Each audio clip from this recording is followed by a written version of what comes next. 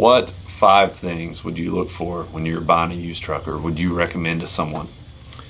I would recommend that they pay a little bit of money to somebody that's knowledgeable enough to make all the checks. If they just get in it, drive it slow, don't turn the radio up. That's the last thing that's most important in a vehicle. I thought you were supposed to turn it super loud to hide the stuff. That's the salesman that's selling the truck that has the problem.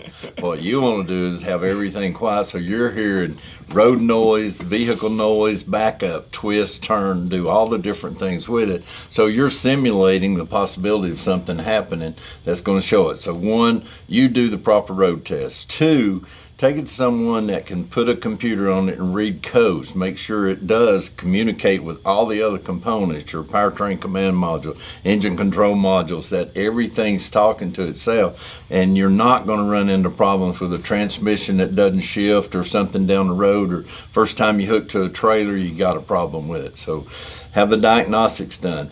If the truck's got a lot of miles on it, then I would definitely recommend having a oil analysis run on it. It's a $35 cost, depending on if we're doing it during an oil change, or if we have to pull it, it's a little bit more money if we pull the sample. We've got where we're the AMSOIL dealer for down here, for this area.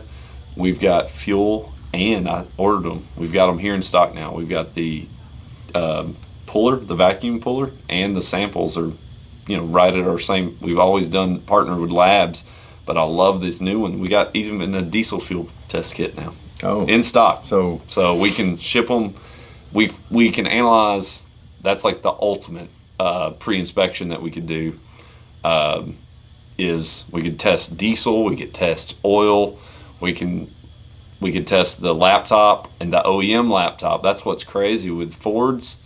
Fords are, all 3, Ford, Chevy, Dodge. They will hide, they'll have codes, no check engine light on the dash, but they'll have codes in them with the OEM software. You can't see it with other things. Like, people love going to a parts store and getting the free diagnostics, and it's a free diagnostic. So there's a difference between that and the OEM tools that we have here.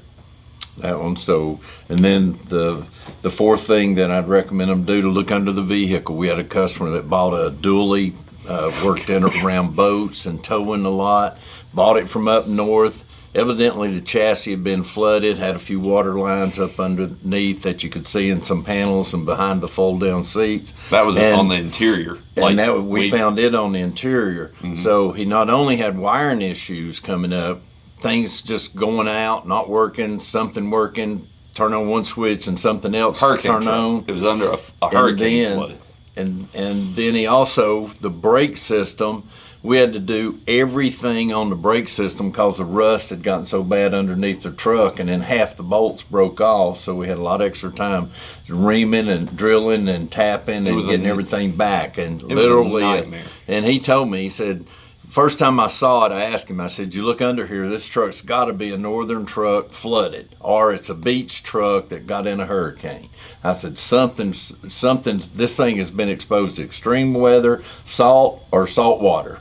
And ended up, he said, I've had to replace transmission, rear end, now brakes, and the whole system. He said, I wish I'd have brought it to you and had the analysis done first. So that's the top 4 things that I would recommend with somebody doing it. And the 5th thing, the drivability. Drive it hard, drive it slow, drive it normal. And don't drive it just around the block. I tell people, you want to drive a rough city street, and then you'll get on the interstate, and you want to do all speeds, and you'll be listening at all speeds, roll the window down, do it, check all 4 corners for squeaks, for noises, for weird rattles, weird vibrations. Shift manual, if it's an automatic, shift yourself. I had one the other day, I drove for a guy, and he didn't have 2 gears. Once he came out of drive, it went to low. Nothing worked coming down to hold him back. Like I told him he ought to hold it back coming down the mountain. He said, well, show me. And when I got in it, I said, you don't even have a 3rd and 2nd. I said, something's wrong with this transmission. Well, that's your truck, we'll test with it, or people his trucks is a 7.3 F250. Everyone loves that Power Stroke. They're so sought after. People are buying these 25, 30-year-old trucks, and I'm like, you've got to. It's going to have weird quirks because it's a 25, 30-year-old truck. It's an antique, but get it checked out. Let's look at this thing. The one that we had one that we did some stuff off the bat to get it roadworthy. New batteries, new battery terminals, good connections. It lays down on him on the side of the interstate. He leaves it all weekend. Someone cuts the cables. They take the batteries and they trash. He literally totaled it out over the stuff that happened, and it was electrical issues. And I'm just like, we needed to go further, but he decided not to.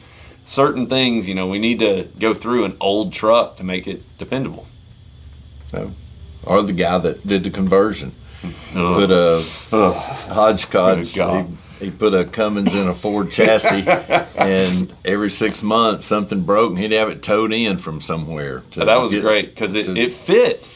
It looked great. Looked real good. Yeah. No, are you talking about? There's two. The 6.0 converted to a inline mechanical, or the one the really old one that was burning the biodiesel.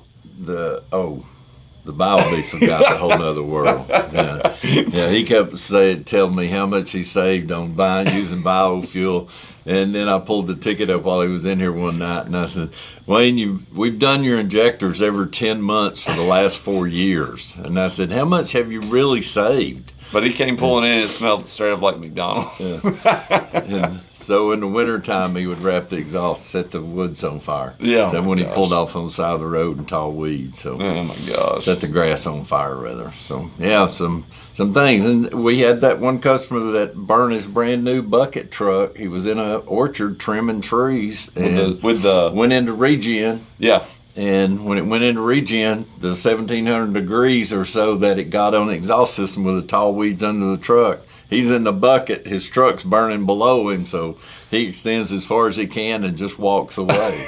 So be careful where you stop to regen if you're going to do that. Or just build an old diesel truck with us. Or do that. You can do that. Yeah. But that's not going to happen. You can't change the whole world. So people like new trucks. They like new toys. So just like you mentioned with the phones, that's why there's not a lot of rotaries left. So people buy the new ones. It's just they've got to understand the maintenance. A good friend of mine called the other day. Actually came to my house. He said, hey, my son's going to call you. He just put 2.5 gallons of DEF fluid in his diesel tank.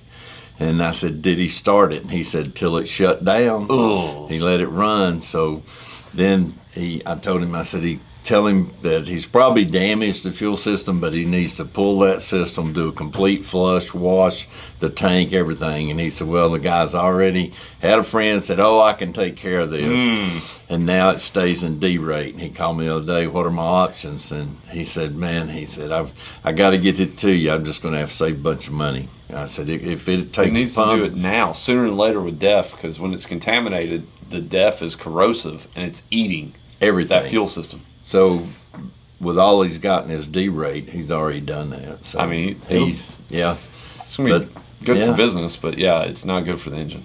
So we do pre-inspections here to line this up where we want you to schedule to bring it in. That way we can get right on it, because you have to bringing it in. So we schedule these in.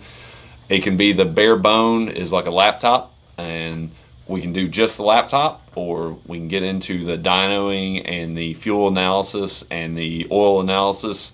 We schedule, so we block off time, and whatever fits best for you and the truck you're looking at.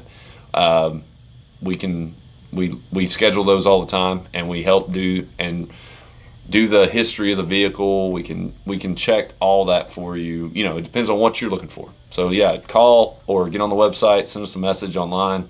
Let's line it up on the vehicle that you're looking to buy or to add to your life.